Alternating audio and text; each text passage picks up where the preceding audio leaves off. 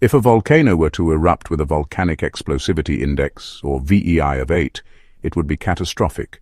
A VEI 8 eruption is what we call a supervolcanic eruption, and if you haven't seen the devastation a supervolcano can cause, check out our Yellowstone supervolcano videos to see some amazing computer animations of what such an eruption might look like and its effects on the global climate. In this video, though, we're going to go one step further than any other video we've ever done before, and show you how the land around the supervolcano would look after the eruption. That's right. After thousands of years of erosion, we have reconstructed what we think the landscape will look like around the supervolcano. Are you ready? Let's take a look. But first, if you're new here and you love stuff like this, please subscribe. We have a lot more where this came from, so let's get into what you're here for. What would the land around the supervolcano look like after thousands of years of erosion? Here are some points to keep in mind. The area that we're looking at here is about 45 miles or 72 kilometers across, so this is a fairly close view. The supervolcano that we're looking at here is not Yellowstone. It's just a composite volcano made up from various supervolcanoes around the world. We used Yellowstone as our model for this video, but this is not Yellowstone specifically. This is what we believe the supervolcano would look like after the eruption and after thousands of years of erosion. This is not what it would look like after a few hundred years of erosion. Okay, now let's dive in. The large dark area in the center of the image is the caldera, or the crater left behind after the eruption.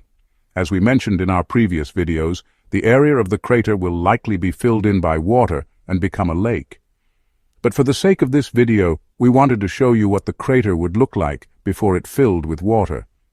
The gray areas are areas that have been completely devastated by pyroclastic flows and are now either solid pumice or solid ash.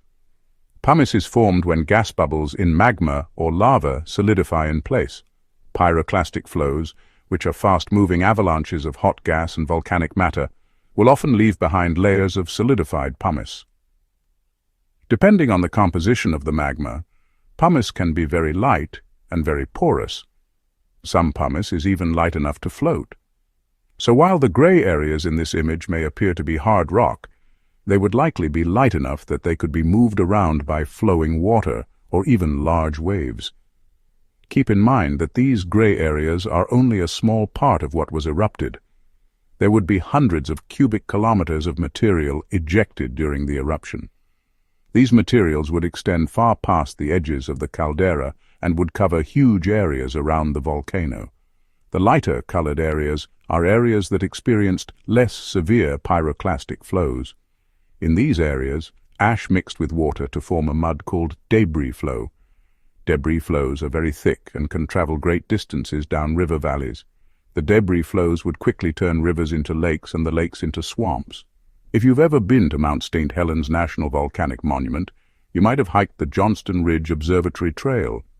Along this trail, there's a sign explaining that debris flows from the 1980 eruption traveled all the way to the Columbia River. It's about 10 miles or 16 kilometers. Here, the 1980 eruption was a VI5 eruption. Imagine what debris flows would do coming from a VII8 eruption. These debris flows would bury entire towns and travel much further than 10 miles. The light brown areas in the distance are the areas where the debris flows finally came to rest. These areas would remain as thick deposits of clay for thousands of years. The fine ash would eventually wash away and be carried back to the ocean, but the clay would remain for thousands of years. So what about the vegetation? Wouldn't plants quickly grow over these areas? Yes, but not the kind of plants you might expect.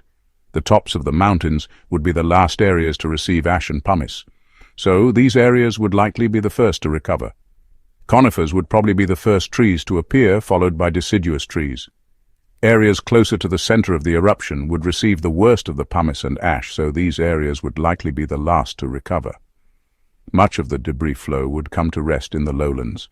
Plants would struggle to survive in these areas because of the high amount of ash and pumice mixed in with the debris flow. Even if seeds were able to germinate, their roots would struggle to hold on to the loose material.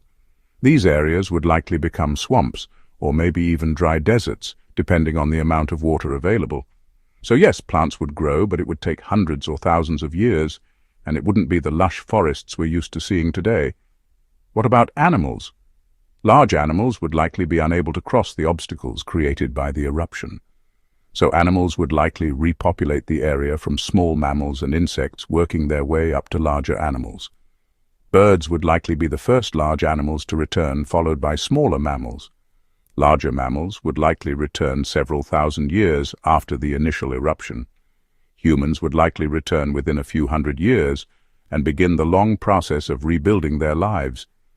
But it would take many thousands of years before the human population could return to what it was before the eruption. So what about the climate?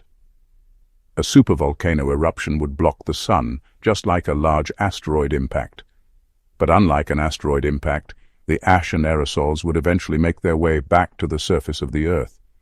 The biggest effect on the climate would be the release of carbon dioxide and other greenhouse gases trapped inside the magma. Most scientists agree that this sudden influx of carbon dioxide and other greenhouse gases would cause global warming.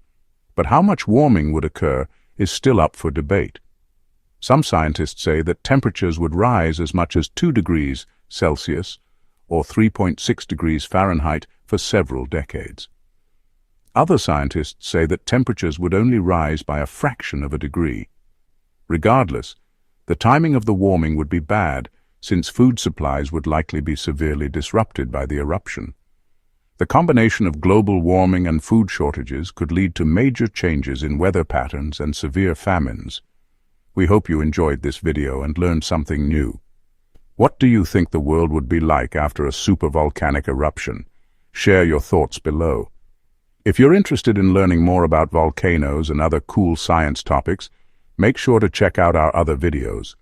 If you really want to dive deep into the science behind volcanoes, check out the series on our second channel. We also have a podcast where we discuss a wide variety of topics in science, technology, and mathematics. New episodes are released every week. You can listen to the podcast on our website or on various platforms. Thanks for watching. We'll see you next time.